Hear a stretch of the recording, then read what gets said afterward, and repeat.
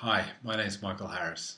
I'm a student of psychology at the University of New England, and today I'm going to tell you how you can eliminate your own nail biting habit using behaviour modification techniques.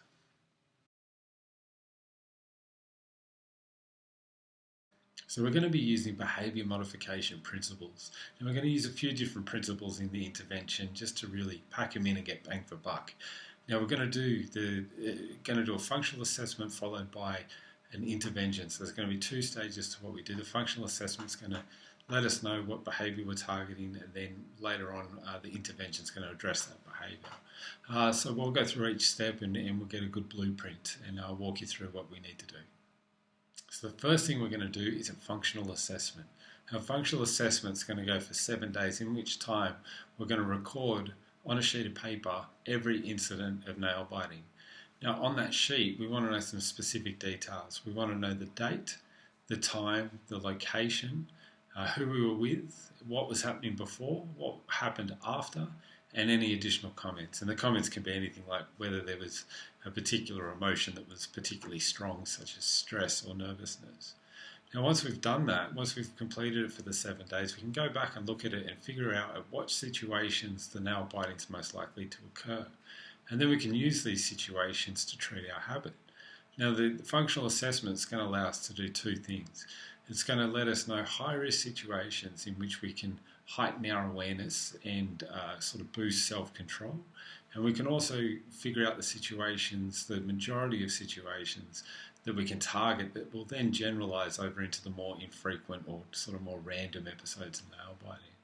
Now, it is going to take a little bit of effort. You have to get to the bit of paper to write it all down, but with the basis of this information, we can create a really good intervention. So now that we've done the functional assessment, we're going to put in the intervention. Now, the intervention is going to have a few different principles all working at once just for maximum effect. The first principle we're going to introduce is self-monitoring. Self-monitoring is what it sounds like. We're just going to keep an eye on our own behaviour and just record any nail biting that happens during the intervention. We're not going to do it with the level of detail we did with the functional assessment. We're just going to keep a tally, just write down how many incidents of nail biting there is per day. You might notice that the self-monitoring aspect will have an effect in the functional assessment period.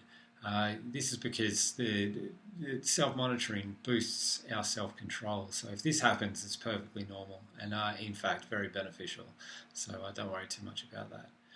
Now my tip with this would also be to have an easy recording method. We want to keep this as accurate and simple as possible. The second principle we're going to introduce is awareness training. Now, awareness training, we're just really aiming to catch ourselves before we actually bite, becoming aware of the habit itself.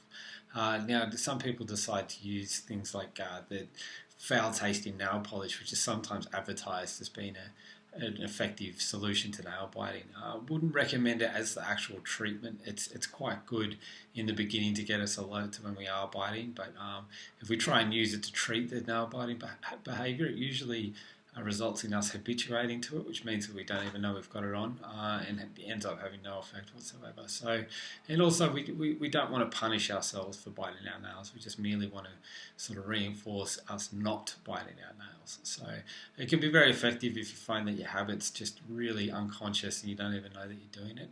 But look, it ties in really well with the self-monitoring, that as we become more aware of our behaviour in this domain, the more self-control we have. The third thing we're going to introduce is competing response training. Now with this, we want to just come up with some behaviours that serve as replacements for the nail biting. It's very difficult in behaviour modification to merely just strip away behaviour, so we want to come up with some alternatives. Now it's great if you can think of anything that is functionally equivalent, meaning that if you find that your nail biting serves as sort of a mild form of tension release, if you can think of something that is relaxing, then that would be a perfect alternative. But it's not always possible, situations like driving or whatnot, to do that. So what you really want to do, the main principle behind this, is to think of a behaviour that makes it impossible to bite your nails. So it might be something as simple as sitting on your hands or keeping your hands on the steering wheel. But by doing this, we'll be able to avert any nail biting incidents. The fourth thing we're going to do is introduce some social support and reinforcement. Now, these are two separate principles, but I'm going to speak about them together because they're really closely related. Now, with social support, we just want to let our ones that are close to us know what we're up to. We want to just say to them, look, doing this intervention, I don't want to bite my nails anymore. And that way they're kind of on board with what you're doing. And then regardless of whether you're going well or not, they're there to really give you that support and motivation to follow through with the intervention.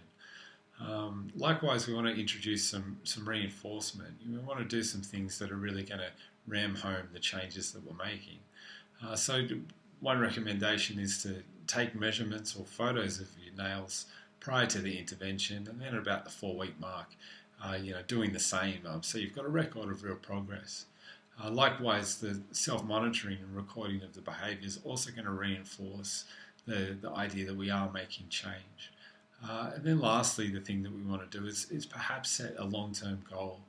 I know it's not overly common for males to get manicures, but they feel pretty good. So you can set a little reward like that. It doesn't have to be that. It can be anything that you think that you can work up to and use as a little treat for yourself. So those principles there are going to form the basis of the intervention. And now that we know the framework of it, really the only thing left to do is implement it. We're going to do the functional assessment for 7 days, and then set a period of about 4 weeks for the intervention. Now, at the end of those 4 weeks, you might find that the behaviour is starting to go down, in which case you can just continue with the same intervention. Or there might be few people that find no change at all.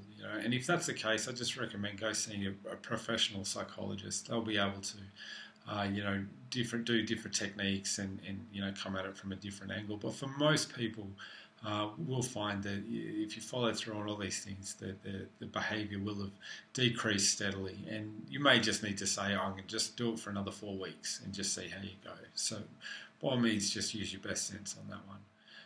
Now, look, I hope you've enjoyed the video. It's an absolutely fascinating area of study.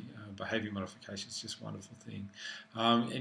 There is real joy in sort of getting over a sort of a psychological, hurdle.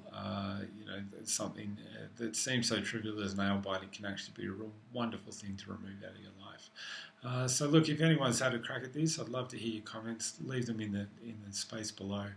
And I wish you all the best. I hope the intervention goes well and you really feel that joy that I've been talking about. All the best.